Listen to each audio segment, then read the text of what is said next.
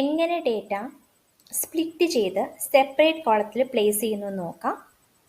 ഈ ഒരു ഡേറ്റ ഒരു കോളത്തിലാണ് ഉള്ളത്. ഇതിൽ 3 പാർട്സും ഉണ്ട്, like employee I D, name and salary.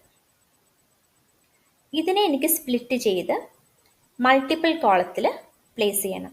അതിനു വേണ്ടി ഡേറ്റ ടാബിലെ ടെക്സ്റ്റ് കോളം ഫീച്ചർ ക്ലിക്ക് ചെയ്യുന്നു.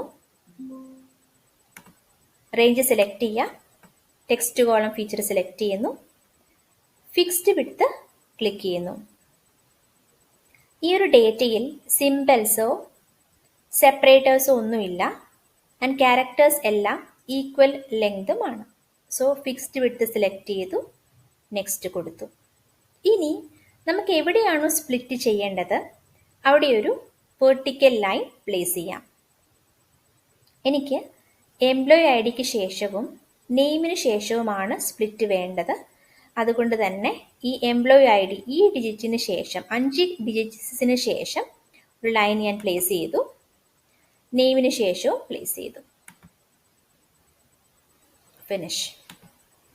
ഇപ്പോൾ ഡേറ്റ 3 കോളത്തിൽ കാണാം.